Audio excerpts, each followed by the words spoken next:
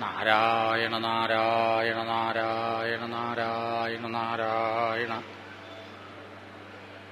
പീതാംബരം കരവിരാജിതചക്രശംഖകൗമോദഗീ സരസിജം കരുണാസമുദ്രം രാധാസഹായം അതിസുന്ദരമന്ദഹാസം വാതാലയേശമനിശം ഹൃദി ഭാവയാമി. സർവത്ര ഗോവിന്ദനാമസങ്കീർത്തനം. ഗോവിന്ദ ഗോവിന്ദ. ഭരതയോഗീശ്വരൻ്റെ വംശപരമ്പരയുടെ കഥ പിന്നെ ശ്രീശുകൻ വർണ്ണിച്ചു. ആ പരമ്പരയിൽ സുമതി എന്ന ഒരാൾ, അദ്ദേഹവും പരമജ്ഞാനിയായിട്ട് മാറി, ക്രമേണ അവധൂതനുമായി.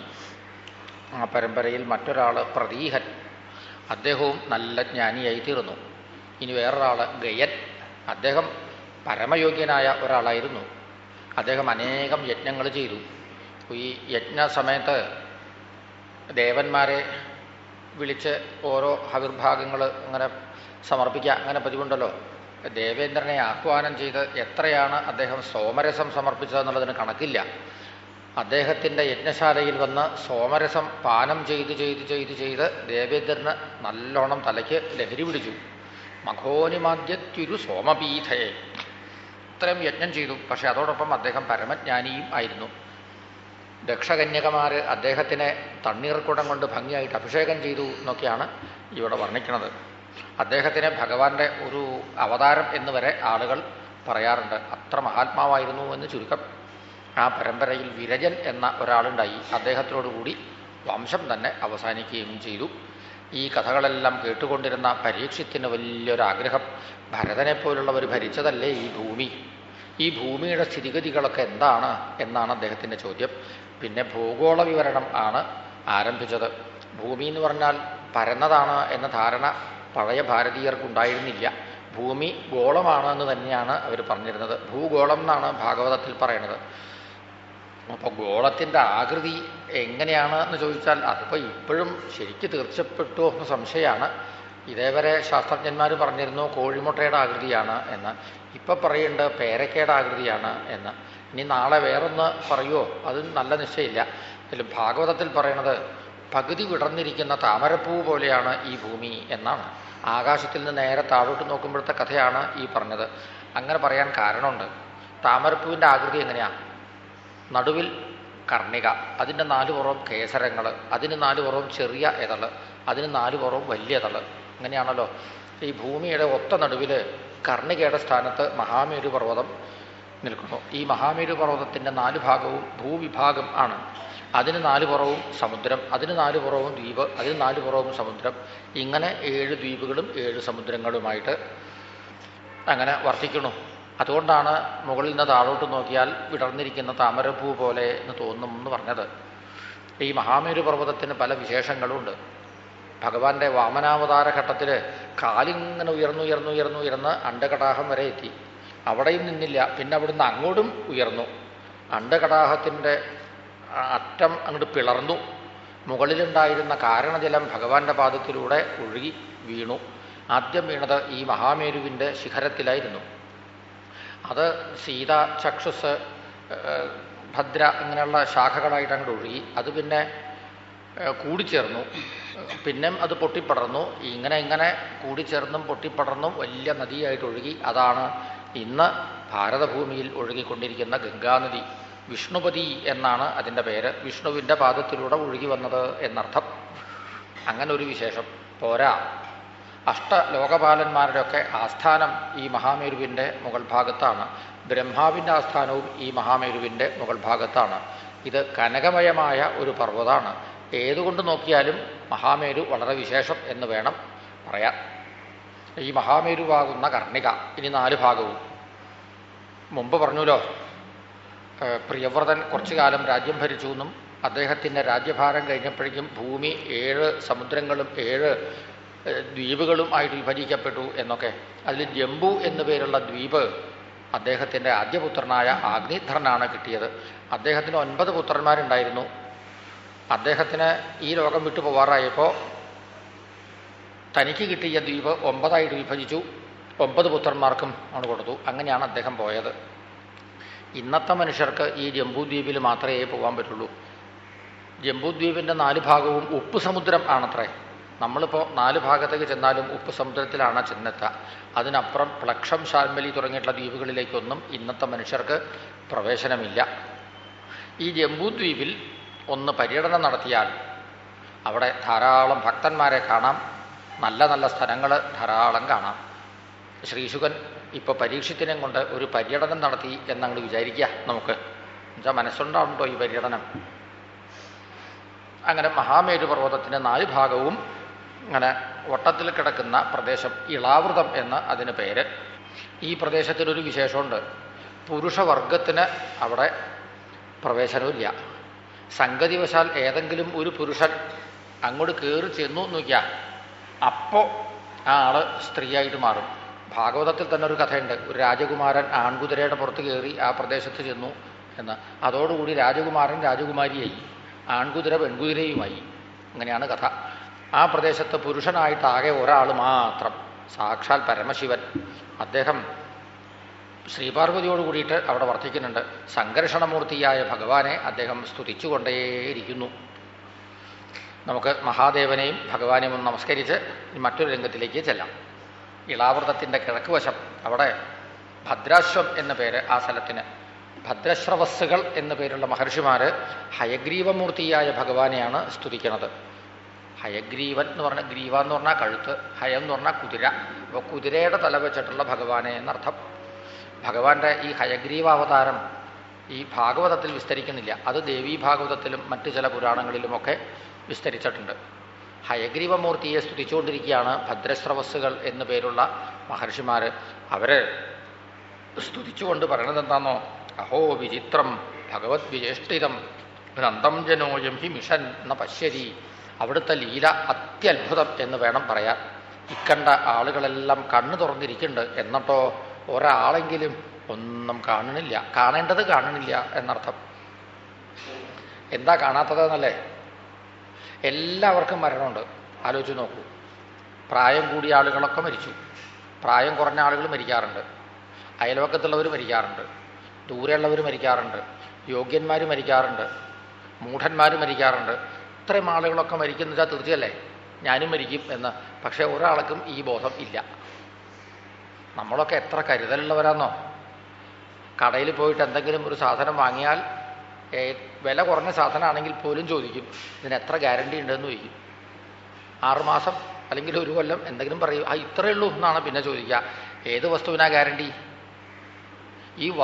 ഈ സാധനത്തിനാണ് ഗ്യാരണ്ടി. ഇത് ഉപയോഗിക്കാൻ പോണ എനിക്ക് യാതൊരു ഗ്യാരണ്ടി ഇല്ല. TV മേടിച്ചു, ഒക്കെ ഫിറ്റ് ചെയ്തു, കാണാനിരുന്നു, ഞാൻ മറിഞ്ഞു വീണു. ആരോട് പറയാനാ? ഒരു മനുഷ്യനെങ്കിലും ഇത് ആലോചിക്കാറുണ്ടോ? എന്നാ പറഞ്ഞു തരാൻ ആളില്ല. അങ്ങനെ പറയാമോ? ഈ ഭാരതഭൂമിയിൽ എത്ര ആചാര്യന്മാർ, എത്ര ആധ്യാത്മിക ഗ്രന്ഥങ്ങൾ ഇത് ആവർത്തിച്ച് പറഞ്ഞിട്ടുണ്ടെന്നോ? വദന്തി വിശ്വം കവയസ്മ നശ്വരം പശ്യന്തി ച അധ്യാത്മവിദോ വിപശ്ചിത. അറിവുള്ള ആളുകളൊക്കെ പറഞ്ഞിട്ടുണ്ട് ഈ കാണുന്നതൊന്നും ശാശ്വതമല്ല എന്ന്. ഇത് എത്ര മനസ്സിലാക്കിയാലും ഉള്ളിലങ്ങോട്ട് കയറില്ല. എന്തുകൊണ്ട്? ഇതാണ് ഭഗവാന്റെ മായ. അതുകൊണ്ട് എല്ലാവരെയും മായയിൽ നിന്ന് രക്ഷിക്കണേ എന്നാണ് ഭദ്രശ്രവസ്സുകളുടെ പ്രാർത്ഥന. ഇനി വേറൊരു ദിക്കിലേക്ക് ചെല്ലാം. ഇളാവൃതത്തിൻ്റെ തെക്കുവശത്ത് ഹരിവർഷം, അവിടെ ഭക്തോത്തമനായ പ്രഹ്ലാദൻ നരസിംഹമൂർത്തിയെ സ്തുതിച്ചുകൊണ്ടിരിക്കുകയാണ്. അദ്ദേഹത്തിൻ്റെ പ്രാർത്ഥന സ്വസ്ത്യസ്തു വിശ്വസ്യ, ലോകത്തിലെല്ലാവർക്കും നന്മ വരുത്തണേ. ഇതാണ് പ്രാർത്ഥന. സമസ്ത ജീവരാശികൾക്കും നന്മ വരണം, അത് അദ്ദേഹം പ്രാർത്ഥിക്കണു. കല പ്രസീദതാം. ഇനി മുതൽക്കേ കൊള്ളക്കാരില്ല, ഭീകരന്മാരില്ല, തട്ടിപ്പറിക്കാരില്ല, എല്ലാവരും പരസ്പരം സ്നേഹിക്കുന്നവരെ, പരസ്പരം സഹകരിക്കുന്ന ആളുകൾ. അങ്ങനെ ആയാൽ എല്ലാവർക്കും സന്തോഷമാവില്ലേ? അങ്ങനെ ആവണേ എന്നാണ് അദ്ദേഹത്തിൻ്റെ പ്രാർത്ഥന. ഇളാവൃതത്തിൻ്റെ പടിഞ്ഞാറ് വശത്ത് കേതുമാലം, അവിടെ ലക്ഷ്മീദേവി കാമദേവസ്വരൂപത്തിലിരിക്കുന്ന ഭഗവാനെ സ്തുതിച്ചുകൊണ്ടിരിക്കുന്നു. ഇളാവൃതത്തിൻ്റെ വടക്ക് വശത്ത് രമ്യകം, ഹിരൺമയം, കുരു, ഈ 3 പ്രദേശത്ത് ഒരിടത്ത് കമഠം ആമയുടെ രൂപത്തിലുള്ള ഭഗവാനെ, മറ്റൊരു ദിക്കിൽ മത്സ്യമൂർത്തിയായ ഭഗവാനെ, ഇനിയൊരു ദിക്കിൽ വരാഹമൂർത്തിയായ ഭഗവാനെ ഭക്തന്മാർ സേവിച്ചുകൊണ്ടിരിക്കുന്നു. ഇനി ഹരിവർഷത്തിൻ്റെയും തെക്ക് വശത്ത് കിംപുരുഷം, ഭാരതം, അങ്ങനെ 2 പ്രദേശങ്ങളുണ്ട്. ഹരിവർഷത്തിൻ്റെയും തെക്ക് വശത്ത് കിംപുരുഷം എന്ന സ്ഥലം, അവിടെ ശ്രീ ഹനുമാൻ ശ്രീരാമനെ തന്നെ ഭജിച്ചുകൊണ്ട് വർത്തിക്കുന്നു. അവിടുത്തെ ഈ മനുഷ്യനായിട്ടുള്ള അവതാരം വളരെ നന്നായി എന്നാണ് ഹനുമാൻ പറയണത് ശ്രീരാമനോട്. മർത്യാവതാരസ്തുഹ മർത്യശിക്ഷണം, മനുഷ്യർക്ക് നല്ല പാഠം ഈ അവതാരം കൊണ്ട് അവിടുന്ന് കൊടുക്കേണ്ടായി. എന്താണ് ശ്രീരാമാവതാരത്തിന്റെ പാഠം മനുഷ്യർക്ക്? ശ്രീരാമന്റെ ജീവിതത്തിൽ എന്നാണ് സുഖവും സന്തോഷവും അനുഭവപ്പെട്ടതെന്ന് ആലോചിച്ച് നോക്കൂ. സീതാസ്വയംവരം വരെ വലിയ കഷ്ടപ്പാടൊന്നും ഉണ്ടായിരുന്നില്ല. പിന്നെ അവിടുന്ന് അങ്ങോട്ട് രാജ്യം നഷ്ടപ്പെട്ടു പോവുക, കാട്ടിൽ അലഞ്ഞു തിരിയുക, അച്ഛൻ മരിക്കുക, സീതയെ രാവണൻ തട്ടിക്കൊണ്ടുപോവുക, ഇങ്ങനെ തുടങ്ങിയിട്ട് ഇതൊക്കെ കഴിഞ്ഞ് രാവണവധമൊക്കെ കഴിഞ്ഞ് തിരിച്ചു വന്ന് ഒടുക്കം സീതയെ ഉപേക്ഷിക്കേണ്ടതായിട്ടും വന്നു. ദുഃഖവും ദുഃഖത്തിന്റെ പിന്നാലെ ദുഃഖവും, ഇതാണ് രാമായണത്തിന്റെ കഥ. ഈ വാൽമീകി മഹർഷിയുടെ ഉള്ളിൽ നിന്ന് രാമായണം ഒഴുകിയത് തന്നെ എങ്ങനെയാ? ക്രൗഞ്ചദ്വന്ദ്വ വിയോഗോത്ഥ ശോകശ്ലോകത്വമാഗത എന്നാണ് സംസ്കൃതത്തിൽ പ്രസിദ്ധമായ ചൊല്ല്. വാൽമീകി മഹർഷിയുടെ ശോകമാണ് ശ്ലോകമായി തീർന്നത്. അതാണ് രാമായണം എന്നർത്ഥം. കാര്യം ഇങ്ങനെയൊക്കെയാണ് എന്ന് വെച്ചാലും രാമൻ വിഷം കുടിച്ച് മരിക്കാനോ കെട്ടിത്തൂങ്ങി മരിക്കാനോ ഒരുങ്ങിയോ? ഇല്ല. രാവണൻ സീതയെ കൊണ്ടുപോയി എന്നറിഞ്ഞപ്പോ എന്നാൽ എവിടെയാണ് രാവണൻ താമസിക്കേണ്ടതെന്ന് അന്വേഷിക്കണം, രാവണനെ വധിക്കണം, സീതയെ തിരിച്ചെടുക്കണം. പൗരുഷം ഒട്ടും പ്രയോഗിക്കാതെ കണ്ടിരുന്നില്ല എന്നർത്ഥം. ഏത് മനുഷ്യനും ഇത് ആവശ്യമാണ്. എന്നും പ്രിയം മാത്രമേ വരുള്ളൂ എന്ന് വിചാരിക്കരുത്. പലപ്പോഴും അപ്രിയം വരും. എന്നും സൗഭാഗ്യം മാത്രം അങ്ങനെ വരുമോ?